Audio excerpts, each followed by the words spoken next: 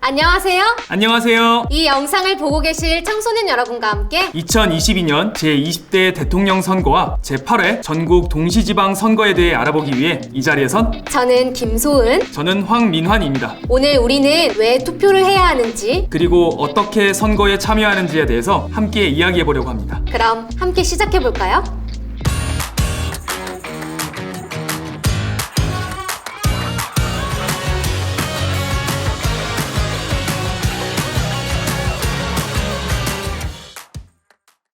여러분, 유권자의 뜻이 무엇인지 알고 있나요? 우리에게 주어지는 한 표의 가치는 얼마나 될까요? 나에게 주어진 한 표를 행사하지 않는다면 얼마나 많은 것을 버리게 되는지 알고 계신가요? 지금부터 이 질문들에 대한 답을 함께 알아보도록 할게요. 유권자라는 이름. 여러분, 유권자의 의미는 무엇일까요? 제가 생각하는 유권자란 투표를 할 수 있는 사람이라고 생각합니다. 제가 생각하는 유권자란 권리를 가진 사람이라고 생각합니다. 유권자란 국가 정책 방향 결정에 참여할 수 있는 사람이라고 생각합니다. 유권자란 선거의 권리를 가진 사람이라고 생각합니다. 유권자란 선거에 참여할 수 있는 권리, 즉 선거권을 가진 국민을 말하는데요. 그렇다면 선거권을 갖는 기준은 무엇일까요? 바로 연령입니다. 선거권 연령은 나라마다 차이가 있는데요. 우리나라의 경우 선거권 연령을 2020년부터 만 18세로 바꾸었습니다. 그렇다면 2022년 선거에서 만 18세가 되는 모든 사람은 투표에 참여할 수 있을까요? Nope. 아닙니다. 왜냐하면 그 기준일이 선거일이기 때문입니다. 즉, 선거일을 기준으로 만 18세 이상이면 유권자가 될 수 있어요. 제20대 대통령 선거일은 2022년 3월 9일입니다. 대선 선거일 3월 9일, 지방선거일 6월 1일. 대선 선거일 3월 9일, 지방선거일 6월 1일. 선거권 연령 만 18세. 선거권 연령 만 18세. 2004년 3월 10일 태어난 사람까지 대선 투표 가능하지. 3월 10일, 3월 10일. 2004년 6월 2일 태어난 사람까지 지방선거 가능하지. 6월 2일, 6월 2일. 우리 모두 투표 참여, 밝은 미래 만들어요. 우리 모두 투표 참여, 밝은 미래 만들어요. 선거권 연령은 만 18세. 따라서 선거일 기준 만 18세가 되는 2004년 3월 10일에 태어난 사람까지만 대통령 선거에 참여할 수 있습니다. 2004년 3월 11일 이후에 태어난 사람은 아쉽지만 다음 선거를 기다려야 합니다. 제8회 전국 동시지방선거는 어떨까요? 이 선거는 2022년 6월 1일에 실시되는데요. 대통령 선거를 하지 못했더라도 6월 1일을 기준으로 만 18세가 된다면 지방선거의 유권자가 됩니다. 따라서 지방선거는 2004년 6월 2일에 태어난 사람까지 참여할 수 있습니다. 2004년 6월 3일 이후에 태어났다면 2022년 지방선거에는 참여할 수 없습니다. 유권자가 된다는 건 어떤 의미일까요? 단지 투표소에 가서 투표하고 법적 권리를 갖는다고 진짜 유권자가 되는 것으로 이해해서는 안 됩니다. 유권자의 권리를 적극적으로 올바르게 행사하지 않는다면 아무런 의미가 없습니다. 투표권을 제대로 행사하기 위해서는 내가 선택을 하게 된 이유와 목적을 알아야 하고 그 선택에 책임질 수 있어야 해요. 이를 위해 우리는 계속해서 정치, 경제, 사회, 문화에 관심을 가져야 하고 다른 사람과 의견을 나누며 토론해야 하고 설득하는 능력을 갖춰야 합니다. 투표의 경제적 가치. 만 18세 이상의 대한민국 국민이면 모두 받을 수 있는 4,700만 원짜리 이것. 그런데 그냥 버리는 사람도 있다고 하는데요. 이것이 과연 뭘까요? 4,700만 원이면 햄버거가 약 11,750개. 약 32년 1개월 동안 매일 햄버거 하나씩 먹을 수 있는 금액이에요. 그렇다면 만 18세 이상 대한민국 국민이라면 모두 받을 수 있는 4,700만 원짜리 이것은 무엇일까요? 바로 투표권입니다. 그럼 투표권이 왜 4,700만 원일까요? 2020년 우리나라 예산은 512조 3천억 원입니다. 제21대 국회의원 당선인 300명이 4년의 임기 동안 운영해야 할 재정 규모는 2049조 2천억 원에 달하는 셈이죠. 이를 전체 유권자 수인 4,399만 4,247명으로 나누면 유권자 한 명에서 파생되는 투표의 가치는 약 4,700만 원이라고 볼 수 있는 것입니다. 잘못된 선택과 투표 불참은 유권자 한 명당 4,700만 원의 세금을 잘못 사용해도 된다고 인정하는 것이죠. 투표의 사회적 가치. 투표의 경제적 가치보다 중요한 건 투표의 사회적 가치입니다. 우리 손으로 뽑은 대표들과 그들이 소속된 정당에서 어떤 정책을 제시하고 어떤 법을 만드느냐에 따라 우리의 삶이 달라질 수밖에 없습니다. 대학 입시 제도나 청소년 보호 정책처럼 청소년 여러분의 적극적인 관심과 참여를 통해 진지하게 고민하고 해결책을 마련해야 할 문제가 많습니다. 투표 참여를 통해 우리가 원하는 세상, 우리가 원하는 정책이 실현될 수 있도록 해야 합니다. 한 표의 가치. 투표의 가치가 이렇게 큰데도 혹시 나 하나쯤은 투표를 안 해도 괜찮겠지? 혹은 내 한 표로 무슨 차이가 나겠어? 라고 생각하시는 분 계신가요? 여러분의 한 표가 큰 영향력을 미칠 수 있습니다. 실제로 그러한 사례들이 있는데요. 영어가 미국의 공식어로 지정된 것도 한 표 때문입니다.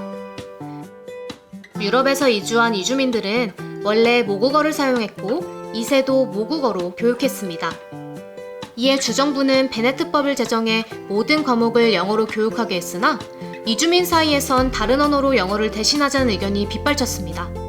그 결과 1794년 미국 하원에선 3천여 개 연방 법률을 영어와 독일어로 반포하는 안건을 두고 선거했고 찬성 41표, 반대 42표, 한 표 차로 영어, 독일어 공용 반포가 무산됐습니다.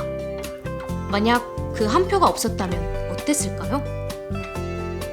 우리나라에서도 한 표 차이로 당선이 결정되는 사례가 있었어요. 2008년 강원도 고성군수 보궐선거인데요. 한 표 차이로 두 후보의 당락이 결정되었답니다. 누군가의 한 표가 당선자를 결정짓는 결정적인 한 표가 되었던 거죠. 우리의 한 표는 나 하나쯤이야가 아닙니다. 무심코 지나칠 수 있는 여러분의 한 표가 언제 어떻게 우리의 삶을, 이 세상을 바꿀지 모릅니다. 물론 내 입장을 대변해줄 후보자나 정당에 투표했음에도 불구하고 당장 내 의견이 정책에 반영되지 않을 수 있습니다. 그러나 중요한 것은 자신의 목소리를 내는 것입니다. 선거와 정치에 무관심하다면 누구도 내 생각에 귀 기울여주지 않습니다. 저와 함께 유권자란 무엇인지, 투표의 경제적 가치는 어느 정도인지, 투표의 사회적 가치는 무엇인지, 한 표의 가치가 어느 정도인지에 대해 알아보았는데요. 우리의 한 표가 우리가 사는 세상을 바꿀 수 있다는 거 잊지 마세요. 선거 과정에 대해 아는 사람 있나요? 투표는 어떻게 하는지 아시나요? 그럼 선거 운동은 어떻게 할까요? 전반적인 선거 과정과 투표 절차, 그리고 선거 운동까지 저와 함께 알아봐요. 우리가 참여할 수 있는 선거. 여러분, 선거에 대해 잘 알고 계신가요? 유권자가 되면 어떤 선거에 참여해야 하는지, 또 선거 과정은 어떻게 되는지 함께 알아보겠습니다. 우리는 어떤 선거에 참여할 수 있을까요? 여러분들이 잘 아시는 대통령 선거와 국회의원 선거가 있습니다. 그리고 지방선거와 교육감 선거가 있는데요. 2022년에 실시하는 대통령 선거와 전국 동시 지방선거에 대해 자세히 살펴볼게요. 대통령 선거는 5년 동안 행정부의 수반이 될 대통령을 뽑는 선거입니다. 전국 동시 지방선거는 지방자치단체의 대표를 뽑는 선거입니다. 도지사, 시장, 시의원, 구의원 들어보셨죠? 네, 이런 분들을 뽑게 됩니다. 그리고 교육감 선거도 지방선거와 같은 날 투표합니다. 만 18세 이상 청소년들에게도 투표권이 주어지면서 청소년들도 교육감 선거에 참여하게 되었습니다. 이제 교육감 후보자들은 청소년들의 목소리에 더욱더 귀를 기울이겠죠? 선거 과정 함께 알아봐요. 선거는 다음과 같은 과정을 통해 진행됩니다. 선거인 명부 작성, 후보자 등록, 선거운동, 투표, 개표, 당선인 결정 순으로 진행됩니다. 선거인 명부란 선거권을 가진 사람들의 명단으로 이름, 주소, 성별, 생년월일 등이 적혀 있습니다. 후보자 등록은 후보자가 되기 위해 법에서 정한 서류를 갖춰서 선거관리위원회에 등록하는 절차를 말합니다. 후보자는 후보자 등록을 마친 후에 선거기간 개시일이 되면 선거운동을 할 수 있는데요. 2022년 대통령 선거의 선거운동 기간은 22일, 전국 동시지방선거의 선거운동 기간은 13일입니다. 2022년 대통령 선거의 선거운동 기간은 2월 15일부터 3월 8일까지이고요. 전국 동시지방선거의 선거운동 기간은 5월 19일부터 5월 31일까지입니다. 선거운동은 어떻게 하는지 뒤에서 자세히 이야기할게요. 투표. 어렵지 않아요.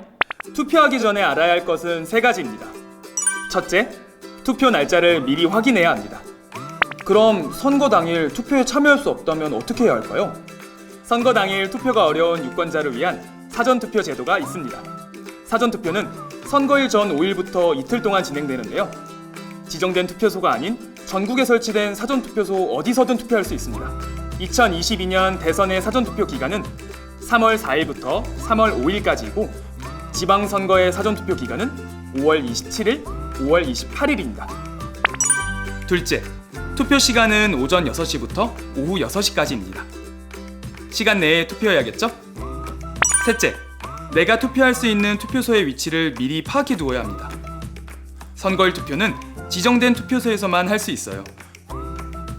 투표소 위치는 중앙선거관리위원회 홈페이지 내 투표소 찾기에서 미리 확인할 수도 있고 집으로 우편 배달되는 투표 안내문에서도 확인할 수 있어요. 그럼 저와 함께 투표하기 전에 2022년 대통령 선거에 사용될 투표용지를 만나볼게요.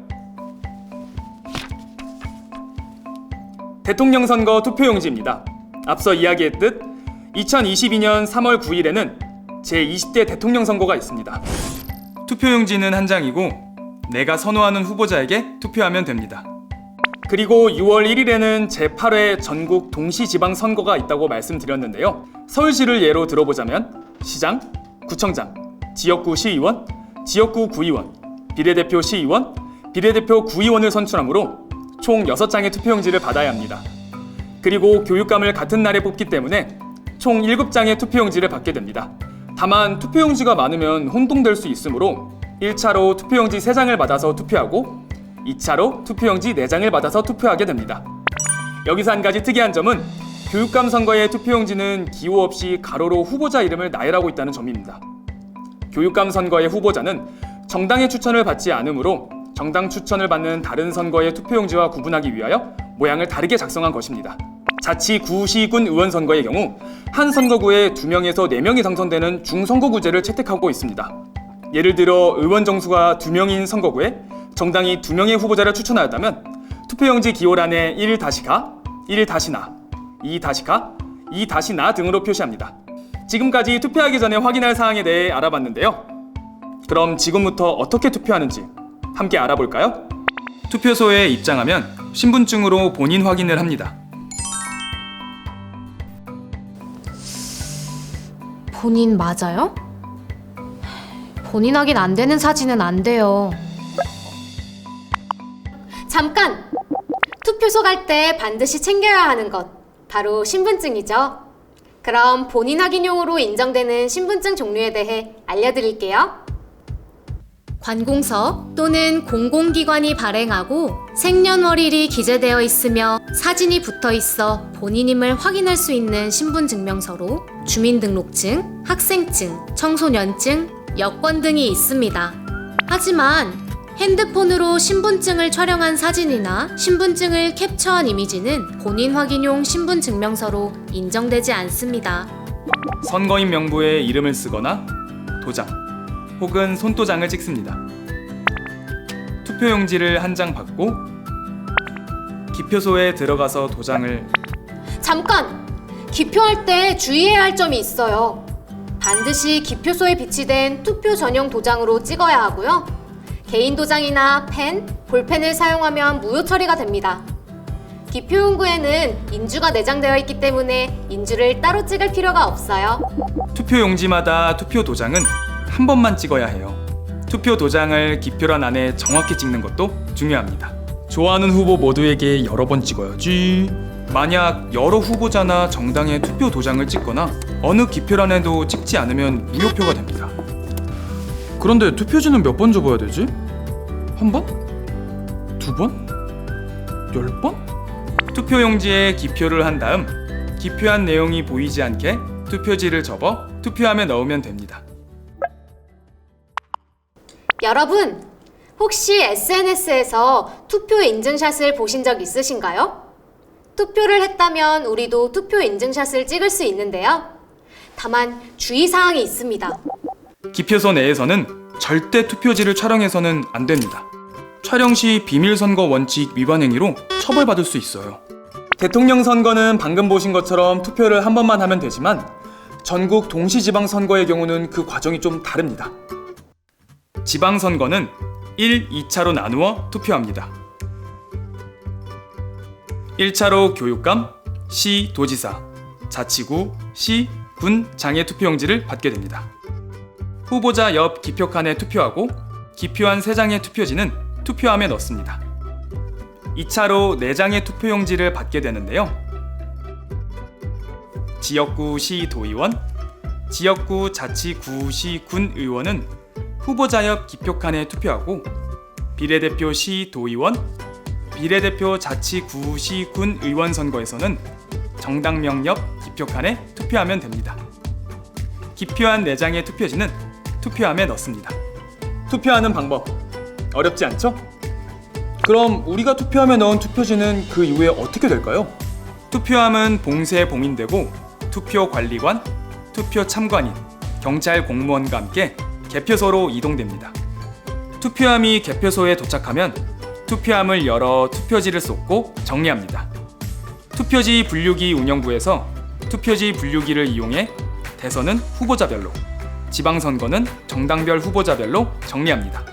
분류된 투표지는 심사집계부라는 곳에서 매수를 세고 육안으로도 전부 확인합니다. 집계가 완료된 투표지는 선거관리위원회 위원들이 확인합니다. 위원 확인이 끝나면 최종적으로 위원장은 후보자별 정당별 득표수를 공표합니다. 그리고 선관위가 발급한 개표 관람증을 받으시면 누구든지 지정된 장소에서 개표 과정을 관람할 수 있습니다. 그렇다면 당선인은 어떻게 결정이 될까요? 선거는 최다 득표자를 당선인으로 결정합니다. 그러나 대통령 선거는 최다 득표자의 득표수가 같을 경우 국회 공개회의에서 다수표를 얻은 사람을 당선인으로 결정합니다. 지방선거는요, 득표수가 같을 경우 연장자를 당선인으로 결정합니다. 선거운동 나도 할 수 있다. 선거법에서는 선거운동을 당선되거나 되게 하거나 되지 못하게 하는 행위라고 정의하고 있습니다.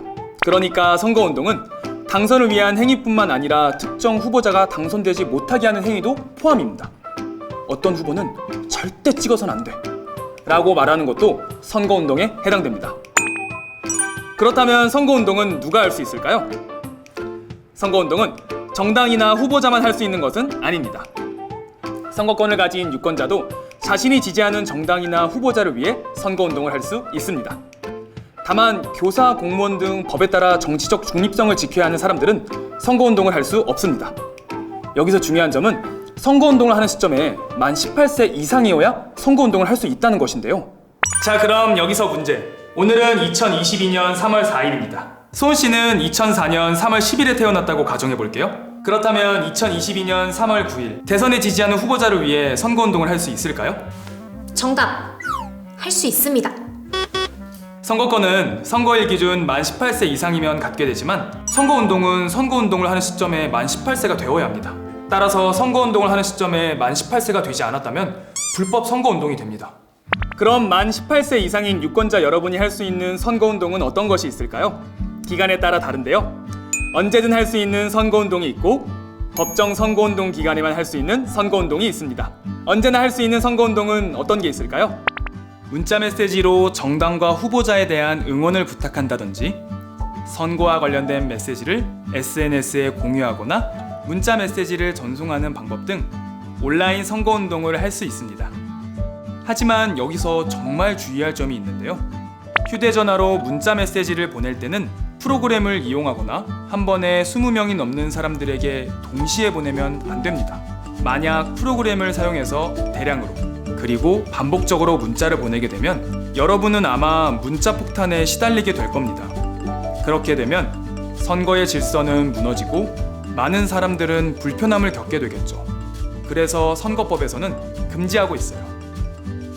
그리고 선거일을 제외한 평상시에도 선거운동을 할 수 있는 청소년 여러분은 말이나 전화로 선거운동을 할 수 있습니다. 즉, 반 친구들에게 어떤 후보자를 찍어달라고 말할 수 있어요. 하지만 확성장치를 이용하거나 5개 집회에서 다중을 대상으로 말할 수는 없습니다. 또한 직접 전화통화하는 방법으로 어떤 후보자에게 투표해달라고 건의할 수도 있지만 저녁 11시부터 오전 6시까지는 할 수 없습니다. 법정 선거 기간에만 할 수 있는 선거운동은 후보자의 부탁을 받아 공개된 장소에서 지지 연설을 하거나 정당이나 후보자의 선거사무원으로 활동하는 방법이 있습니다. 여기서도 주의해야 할 점이 있는데요. 자원봉사자 자격으로 일한다면 어떠한 작은 호의도 받아서는 안 됩니다. 작은 호의라도 선거운동을 한 대가를 받게 된다면 불법 선거운동이 되기 때문인데요. 불법 선거운동에 대해서 조금 더 자세히 살펴볼게요. 가장 빈번하게 일어나는 불법 선거운동은 후보자 또는 후보자의 가족 같은 주변인을 헐뜯거나 거짓 사실을 퍼뜨리는 일인데요. 이런 행위는 매우 무거운 처벌을 받기 때문에 특히 조심해야 합니다. 악의적으로 비방하는 행위는 불법 선거운동에 해당됩니다. 또 어떤 것이 있을까요? 2개 이상의 교실을 계속적으로 돌아다니며 특정 후보를 지지해달라는 부탁도 하면 안 됩니다. 그리고 선거 때가 되면 수많은 여론조사가 발표되는데요. 중앙선거 여론조사심의회 홈페이지에 등록되지 않은 여론조사를 불특정 다수인에게 알리면 안 됩니다. 잘못된 정보일 수도 있고 후보자나 정당이 자신에게 유리하게 조작한 결과일 수도 있기 때문이죠. 무엇보다도 SNS, 유튜브와 같은 뉴 미디어를 이용해 선거운동을 할 때는 더욱 주의가 필요합니다. 별다른 생각 없이 특정 정당이나 후보자에 대한 메시지들을 만들어 보내거나 전달하는 경우가 종종 있을 수 있는데요. 이를 통해 거짓 사실이나 법적으로 허용되지 않는 내용을 전달하면 불법 행위를 저지르는 것이 됩니다. 내가 만든 또는 내가 전달한 잘못된 메시지들이 뉴 미디어에서는 걷잡을 수 없이 빠르게 퍼져나갈 수 있다는 사실 알고 계시죠? 내가 하고 싶은 선거운동이 선거법에 위반되는지 아닌지 알고 싶다면 가까운 선거관리위원회 또는 국번 없이 1390에 전화하시면 됩니다. 보냈다. 받았다. 선거와 관련해 후보자나 가족으로부터 돈이나 음식을 받으면 과태료를 내야 하는 것 알고 계신가요? 최고 3천만 원까지 과태료가 부과될 수 있어요. 반대로 선거법 위반 행위를 신고하면 신고 내용에 따라 금액은 달라지지만 포상금 최고액이 무려 5억 원입니다. 그럼 선거법 위반 행위는 어디에, 어떻게 신고하면 될까요? 가까운 선거관리위원회 또는 국번 없이 1390으로 전화하면 됩니다. 물론 신고 제보자의 신원은 익명으로 보장되니 걱정하지 않아도 됩니다. 지금까지 선거 과정은 어떻게 되는지, 투표는 어떻게 하는지, 또 선거운동은 어떻게 하는지에 대해 알아보았습니다. 어떻게 해야 올바른 선택을 할 수 있을까요? 후보자와 정당의 정보는 어떻게 얻을 수 있을까요? 정보를 알게 된다면 어떻게 분석하면 될까요? 우리가 꿈꾸는 세상. 미세먼지 없는 세상에 살고 싶다. 미세먼지 없는 정책 내가 실현하겠어. 이것은 운명? 여러분이 바라는 세상은 어떤 세상인가요? 내가 바라는 세상은 어떤 세상일까에 대한 내 생각을 가지는 것. 그것이 올바르게 선거에 참여하기 위한 첫걸음일 텐데요. 내가 꿈꾸는 세상이 없다면 나를 대변할 대표를 선택할 기준도, 대표에게 요구할 정책도, 대표의 정치적 활동에 대한 감시와 비판도 할 수 없습니다. 나에게 가장 중요한 게 뭔지 기준을 세우는 것이 좋겠죠? 우리가 꿈꾸는 세상은 각각의 영역에서 정책이라는 이름으로 실현됩니다. 선거 때가 되면 정당과 후보자들은 분야별로 주요 공약들을 제시합니다. 그 공약들을 통해 우리 동네를 어떻게 발전시킬지에 대한 다양한 이야기들을 들을 수 있고 또 내 생각과 비슷한 공약을 제시하는 후보도 발견할 수 있을 거예요. 선거 정보 알아보기.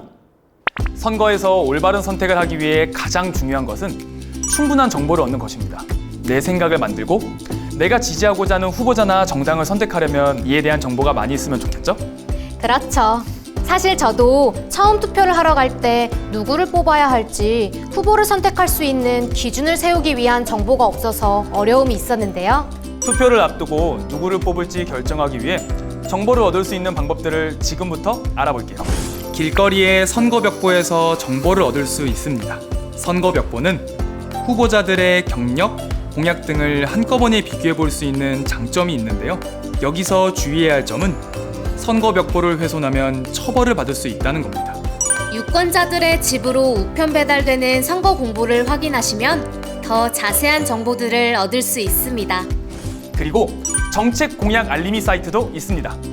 선거관리위원회에서 운영하는 정책 공약 알림이 사이트에서는 정책과 공약을 쉽고 편하게 비교해 볼 수 있어요. 또 우리 동네 공약 제안 코너에서는 유권자가 원하는 공약을 직접 제안하여 정당과 후보자 등이 정책으로 만들 수 있도록 하고 있으니 꼭 들어가 보세요. 대한민국 공약 이슈 지도도 있죠. 2022년에 전국 동시지방선거가 있으니 우리 동네 주요 이슈를 미리 알아보면 좋은데요. 국민 생활과 밀접한 지역별 이슈를 지도 형태로 만든 거예요. 선거 후보자와 유권자가 지역별, 성별, 연령별 민원 키워드를 한눈에 확인할 수 있어요. 뿐만 아니라 정책을 직접 제안하고 참여할 수 있습니다.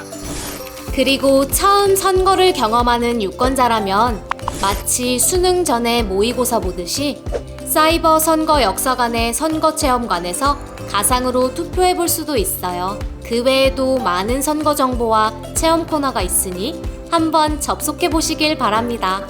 마지막으로 TV 토론을 시청하는 것도 좋은 방법입니다. 정당과 후보자 분석하기. 민환 씨는 첫 투표에 참여할 때 한 표를 누구에게 던질지 결정을 쉽게 하셨었나요? 아니요. 처음으로 투표할 수 있는 유권자가 되어서 투표에 참여할 수 있다는 설렘은 있었는데 막상 어떤 사람에게 투표할지는 결정하기가 쉽지 않더라고요. 맞아요. 저도 그랬어요. 처음으로 투표에 참여하는 것이다 보니 나만의 기준이 뚜렷하게 있진 않았거든요. 이 후보도 마음에 드는 것 같고 저 후보도 마음에 드는 것 같고 결정이 어려웠는데요. 이 영상을 보시는 여러분들은 저희가 겪었던 어려움을 겪지 않을 수 있도록 지금까지 선거 정보 얻는 방법을 살펴봤는데요. 얻게 된 선거 정보를 통해서 정당과 후보자를 분석할 수 있는 방법을 살펴볼까요? 정당이나 후보자들은 자신들의 핵심 공약을 발표하는데요. 이것을 분야별로 나눠서 살펴보는 겁니다. 예를 들면 저는 교육 관련 정책이 중요하다고 생각하는데요. 교육 관련 공약들이 후보자별로 어떤 차이가 있는 건지 비교해보고 선택하는 방법이에요. 때로는 너무 많은 정보들 때문에 선택이 어려워지기도 하는데요.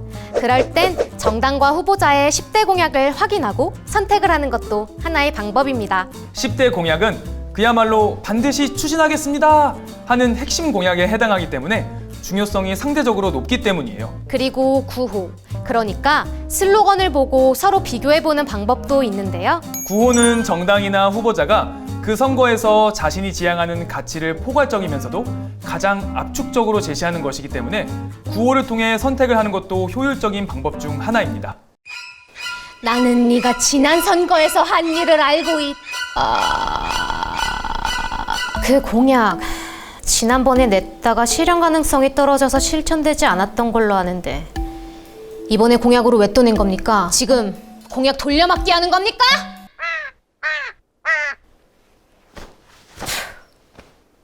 지난 선거에서의 공약과 현재의 공약을 비교해보는 것도 방법이에요.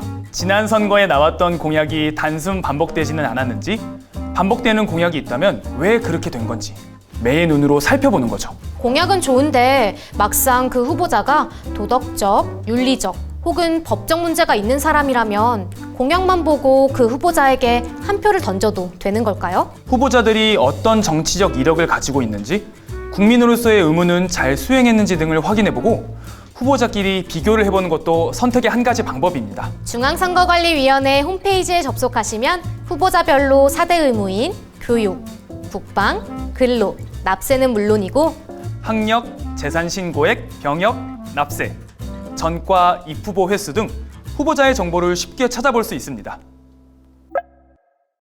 우리가 만들어가는 선거 문화. 선거 문화를 만들어가는 가장 쉽고도 의미 있는 첫걸음은 투표에 참여하는 것이겠죠? 자신에게 주어진 소중한 투표권을 적극적으로 행사하는 것뿐만 아니라 올바른 선거 문화가 발전할 수 있도록 함께 노력한다면 멋진 유권자라고 할 수 있겠는데요. SNS 등을 통해서 여러분들이 좋아하는 유명인들이 투표 참여를 독려하는 캠페인을 한 번쯤은 보신 적이 있으실 거예요. 많은 유권자들이 투표에 참여할 수 있도록 여러분들도 주변 유권자들에게 권유해보는 건 어떨까요? 투표 참여 캠페인은 누구나 할 수 있습니다. 그런데 투표 참여를 권유할 때도 주의사항이 있습니다. 집이나 교실, 기숙사를 찾아가는 호별 방문은 안 되고요. 투표소로부터 100m 이내에서는 투표 참여를 권유할 수 없습니다. 투표를 권유하는 것 말고도 선거 문화를 만들어갈 수 있는 우리가 할 수 있는 것들이 있는데요. 우리가 원하는 정책이나 공약을 직접 만들어서 실현되도록 할 수도 있습니다. 친구들과 함께 희망하는 정책이나 공약에 대한 이야기를 나누어 보고 그 내용을 후보자에게 전달해 보세요. 우리들끼리 자유롭고 질서 있게 의견을 나눌 수 있는 문화를 만들어가는 것도 좋은 선거 문화 만들기 중 하나입니다. 마지막으로 선거 때가 되면 온라인에 온갖 흑색 선전과 악플이 난무하기도 하는데요. 선플 캠페인도 좋은 선거 문화 만들기 중 하나입니다. 이번 챕터에서는 우리가 꿈꾸는 세상과 어떻게 더 가까워질 수 있는지, 선거 정보는 어떻게 얻을 수 있는지, 정당과 후보자는 어떻게 분석하는지, 함께하는 선거 문화를 어떻게 만들어 나갈 수 있는지에 대해서 알아보았습니다. 자, 지금까지 저희와 함께 여러분들이 선거에 참여해야 할 이유 그리고 방법에 대해서 알아보았는데요. 혹시 더 궁금한 점이 있다면 중앙선거관리위원회 홈페이지를 참고해 주시면 좋겠습니다. 여러분이 알아야 할 중요한 정보들을 잘 전달드리고 싶어서 나름 춤도 추고 노력을 해봤는데 재밌게 보셨는지 모르겠네요. 우리가 살고 있는 이 세상, 우리나라, 우리 지역, 우리 동네가 더 나은 곳이 되기를 바라고 또 내 생각이 반영된 곳으로 발전하기를 원한다면 선거에 관심을 가지고 투표에 참여하는 것부터 시작해야겠죠? 그럼 저희가 준비한 영상은 여기까지입니다. 청소년 여러분, 감사합니다.